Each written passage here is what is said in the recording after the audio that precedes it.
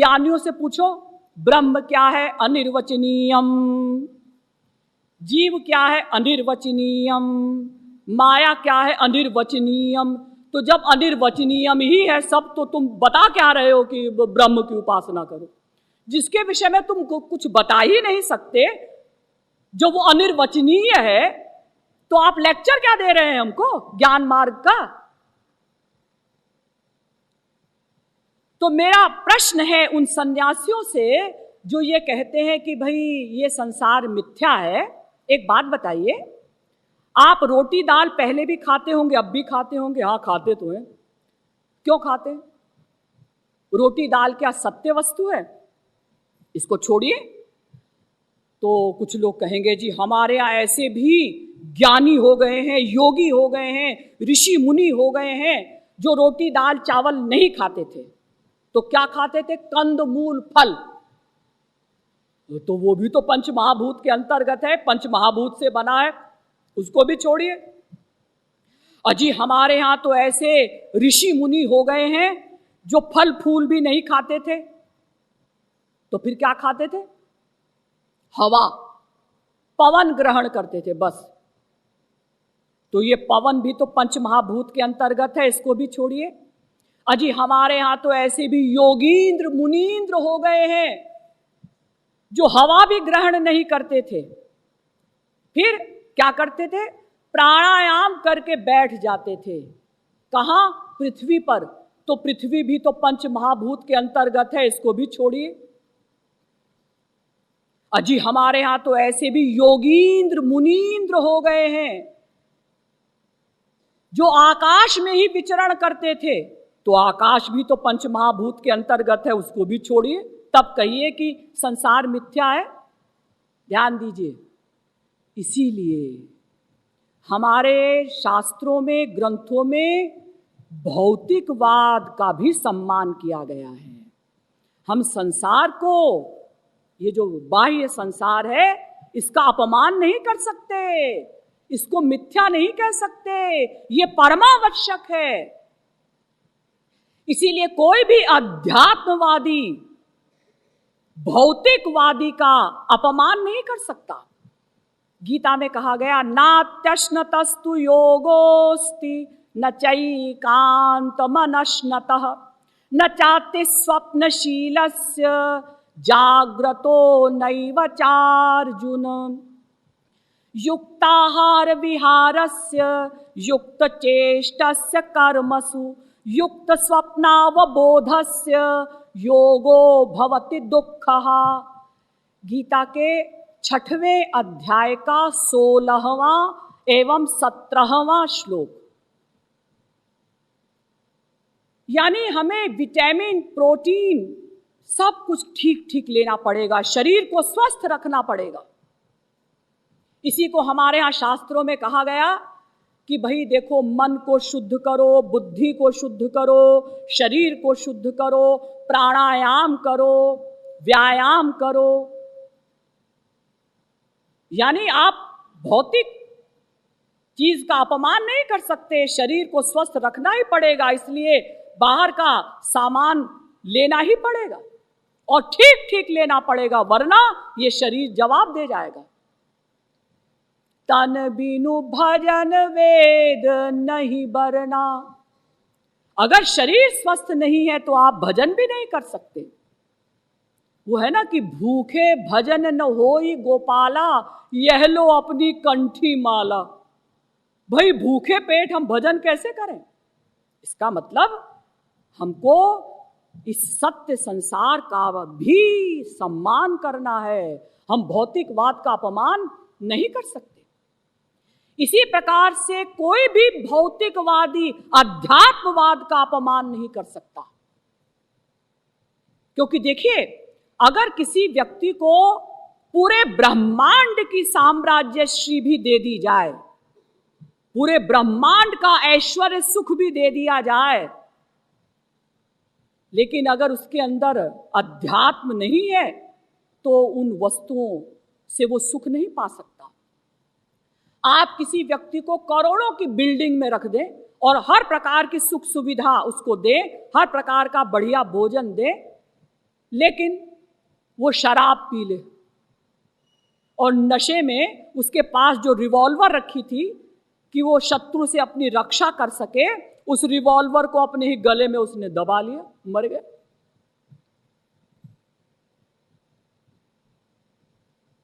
काफी समय पहले की बात है, आइजनहावर हमारे देश में आए थे, तो उस समय उन्होंने कहा था कि गॉड ने हमको ये शक्ति दी है, संसार दिया है, सामान दिया है, लेकिन हम उनसे प्रार्थना करते हैं कि वो इसके सदुपयोग की सामर्थ्य भी हमको दें। तो जो सदुपयोग के सामर्थ्य की बात है ना, वो अध्यात्मवाद से ही आएगी। हर नेता कहता है, हर संत कहता है, हर माता पिता कहते हैं, सच बोलो, झूठ मत बोलो, हिंसा मत करो, लोगों पर दया करो, छल कपट मत करो। कौन सी गवर्नमेंट कहती है झूठ बोलो, लेकिन फिर भी हम झूठ बोलते। लेकिन अगर कोई हमसे झूठ बोलता है तो हमको बुरा लगता है। क्यों भाई, तुम तो दिन में 10 झूठ बोलते हो, अगर हमने 4 महीने में 1 झूठ बोला, आपको बुरा क्यों लगा? इसलिए कि हम उस सुप्रीम पावर, उस अनंत ब्रह्मांड नायक भगवान के अंश हैं। इसलिए हमारे अंदर ये इच्छा रहती है कि ईश्वरीय गुण रहें, दैवीय गुण रहें। भले ही हम उनको अपने ऊपर अप्लाई नहीं करते, लेकिन दूसरे से हम आशा करते हैं। और ये अध्यात्मवाद आवश्यक भी है, वरना ये सारा संसार आपस में लड़ कट के मर जाए अगर अध्यात्मवाद न हो। तो देखिए, सत्य संसार मैंने आपको बता दिया कि पंच महाभूत का बना हुआ संसार जो हमें दिखाई दे रहा है, ये सत्य संसार है। और इसको प्राप्त करने की जो हम वासनाएं बनाते हैं वो मिथ्या संसार है, और मिथ्या संसार ही खतरनाक है। लेकिन ध्यान दीजिएगा, इस सत्य संसार को भी समझना आवश्यक है। क्यों? इसलिए कि सत्य संसार को देखकर ये मिथ्या संसार बढ़ जाता है। कैसे? जैसे मान लीजिए आपका बेटा कहता है, मम्मी मैं रसगुल्ला खाऊंगा, मम्मी मैं रसगुल्ला खाऊंगा। तो जब तक रसगुल्ला नहीं आया तब तक कभी उसे रसगुल्ले की याद आती है, कभी फिर खेलने लगता है, फिर रसगुल्ले की याद आई, फिर पढ़ने लगा। लेकिन अगर रसगुल्ला सामने रख दिया जाए तो फिर बच्चा कंट्रोल नहीं कर सकता, वो रसगुल्ला मय हो जाएगा। अर्थात बाहर के संसार को देखकर भीतर का संसार बढ़ जाता है। अगर आप कभी अपने दुश्मन का चिंतन करते हैं, वो बदमाश कहीं का रमेश, बड़ी बड़ी मूंछों वाला, काला काला, जब आएगा तो मैं उसके दांत तोड़ दूंगा। तो कभी आप दुश्मन का चिंतन करते हैं, कभी भूल जाते हैं, फिर दुश्मन का चिंतन हुआ, फिर भूल गए। लेकिन अगर दुश्मन सामने खड़ा हो गया, अच्छा बदमाश कहीं के, कल तूने मेरे लिए ऐसा कहा था। ये देखिए, बाहर के संसार को देखकर अंदर का संसार डेवलप हो जाता है, बढ़ जाया करता है। इसलिए हमें अंदर और बाहर दोनों के संसार को समझना है। अब प्रश्न उपस्थित होता है कि संसार कहते किसको है, ये भी तो बताइए। इसकी परिभाषा की गई हमारे ग्रंथों में, शास्त्रों में, संसरतीति संसारः, जो हर समय सरकता रहे उसका नाम संसार। गच्छतीति जगत, जो हर समय चले उसका नाम जगत। तो ये संसार सरक रहा है। अब इस सरकने में भी 2 बातें हैं।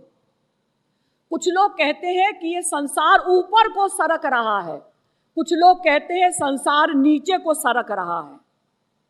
यानी कुछ लोग कहते हैं, जो अध्यात्मवादी हैं, वो कहते हैं संसार नीचे को सरक रहा है, यानी संसार की अवनति हो रही है, पतन हो रहा है।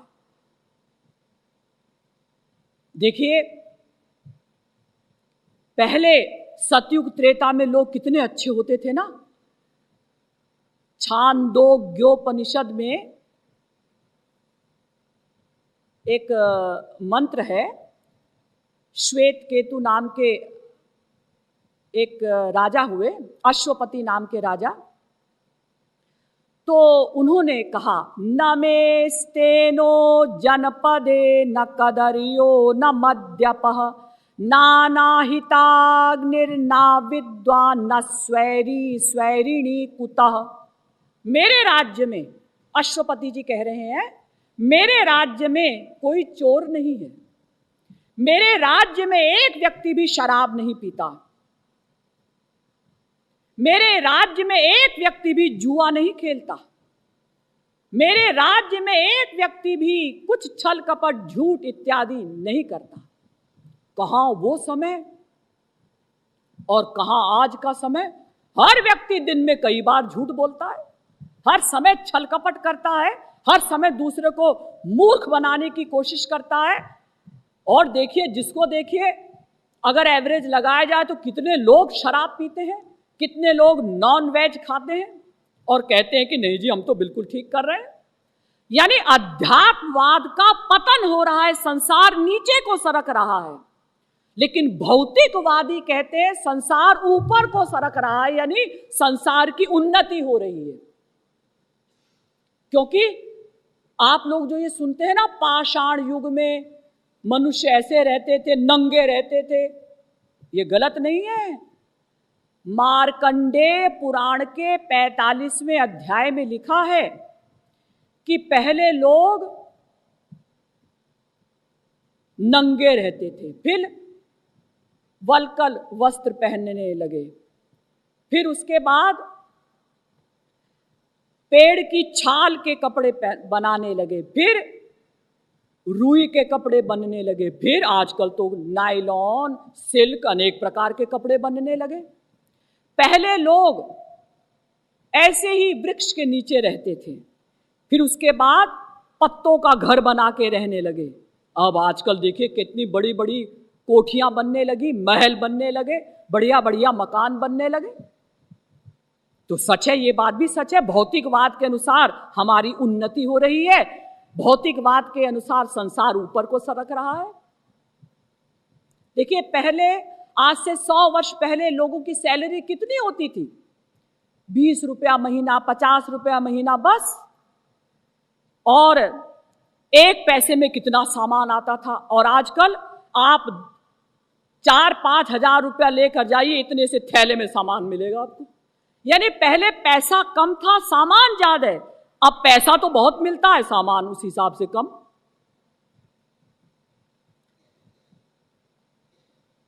अब ये प्रश्न हमारे सामने आता है कि भाई, प्रश्न तो ये था कि संसार में सुख है या नहीं। क्या वास्तव में संसार में सुख है? ना, संसार में सुख नहीं है। आप कहेंगे, दीदी आप कैसे कहती हैं संसार में सुख नहीं है? एक माँ अपने बच्चे का आलिंगन करती है, उसे सुख मिलता है। हम कोई अपनी पसंद का खाद्य पदार्थ खाते हैं, हमें सुख मिलता है। लेकिन वास्तव में संसार में सुख नहीं है। इसलिए मिथ्या संसार को समाप्त करने के लिए, मिथ्या संसार को नष्ट करने के लिए हमें ये बार बार चिंतन करना होगा कि संसार में सुख नहीं है। तो संसार में सुख नहीं है कैसे? और अगर सुख है, क्योंकि हमको तो अनुभव में आता है, तो कैसे? इसका समाधान कल किया जाएगा। बोलिए श्रीमद् सद्गुरु सरकार की जय, लाडली लाल की जय। प्यारी अस प्यारी सुकुमारी वारी वारी बनवारी, प्यारी अस प्यारी सुकुमारी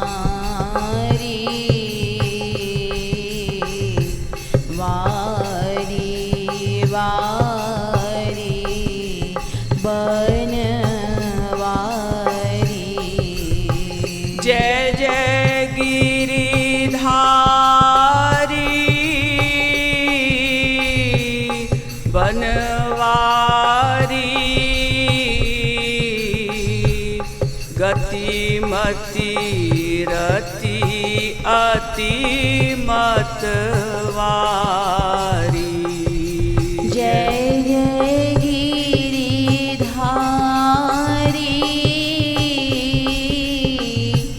बनवारी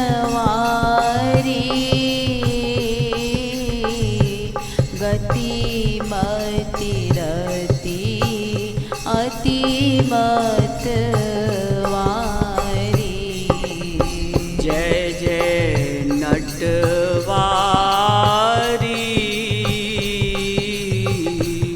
छवि न्यारी नवल नवल लीलाधारी। जय जय नटवारी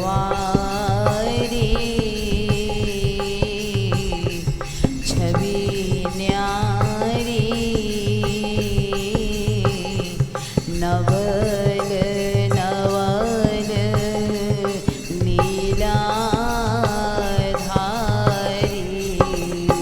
जय जय एक तोरी तनु गोरी नीलोरी तनु एक कोरी। जय जय एक तोरी तनु गोरी नीलोरी तनु एक कोरी। जय जय प्रिय प्यारी सुकुमारी नथवारी ब्रजरसवारी। जय जय प्रिय प्यारी सुकुमारी नथवारी ब्रजरसवारी। जय जय रस बोरी फल जोरी लोक कृपालु मम चित चोरी। जय जय रस बोरी भल जोरी लोक कृपालु मम चित्त चोरी। ओ जय जय प्रिय प्यारी सुकुमारी भोरी भारी नथवा।